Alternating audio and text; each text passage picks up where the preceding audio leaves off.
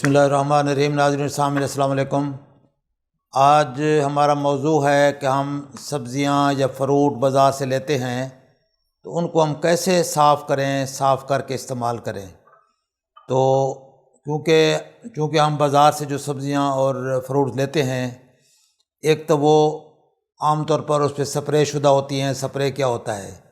दूसरी बात यह है कि वो खेतों से लाते हैं जब लोग, तो खेत बाज़ औक़ात गंदे होते हैं, गंदे पानी से सराब होते हैं, तो वो कंटेमिनेशन वहाँ से होता है। उसके बाद कई दफ़ा हमने देखा है कि रेहड़ियों के ऊपर गंदा पानी जो है वो डाल रहे होते हैं सब्ज़ी वाले या फ्रूट वाले, उसको तरोताज़ा रखने के लिए।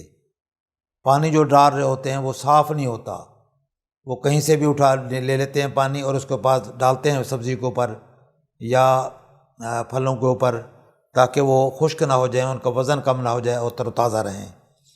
तो ये सारी चीज़ें उसको कंटेमिनेट करती हैं, फलों को ख़राब करती हैं। एक तो वो हमारे स्पिरिचुअल तरीके वजह से, यानी वो पाक नहीं होते, चीज़ें पाक के अलावा साफ़ नहीं होती। उसके ऊपर या तो बैक्टीरिया, फंगस वगैरह लगी होगी या फिर पेस्टिसाइड लगा होगा, केमिकल लगे होंगे जो स्प्रे के बाद लगे हैं। तो ये चीज़ें सारी हमें चाहिए कि इसको हम पाक साफ़ करें और उसके बाद उसको इस्तेमाल करें। तो फलों को और सब्ज़ियों को हम कैसे साफ़ करें, पाक करें और इस्तेमाल करें, उसके लिए सबसे एक आसान तरीका ये है कि पानी में आप सिरका मिलाएं, सिरका और पानी का महलूल बना के उसमें से इसको अच्छी तरह, इसकी स्किन को सब्ज़ी की या फलों की अच्छी तरह साफ़ करें। उसके बाद इसको साफ़ पानी से अच्छी तरह वॉश करके फिर अलग बर्तन में रखें और फिर इनको इस्तेमाल करें। सिरके का इस्तेमाल और पानी का इस्तेमाल इसकी जल्द को साफ़ कर देगा, जरासीम से भी, केमिकल से भी, पेस्टिसाइड से भी। दूसरा तरीका ये है कि बेकिंग सोडा, जो कि घर में मौजूद होता है किचन में, आमतौर पर लेडीज़ के पास किचन में, तो बेकिंग सोडा को पानी में डालकर ये सब्ज़ियाँ या फल उसमें डाल के अच्छी तरह साफ़ कर लें और उसके बाद साफ़ पानी में साफ़ करके इसको अलग बर्तन में रखें और इसको इस्तेमाल करें। तीसरा जो तरीका है वो ये है कि हम या तो इसकी स्किन को पील कर लें, इसका छिलका उतारें, लेकिन छिलका उतारेंगे तो उससे काफ़ी सारे विटामिन्स जो है हम ज़ाय कर देंगे। कई चीज़ों के जो फलों के जल्द में ही विटामिन होते हैं, विटामिन्स और मिनरल्स ऐसे ऐसे उसमें होते हैं, जल्द के अंदर होते हैं कि जो कि उसके गूदे में नहीं होते। तो लिहाजा अगर उसको हम ज़ाय करेंगे तो उन चीज़ों से हम महरूम हो जाएंगे।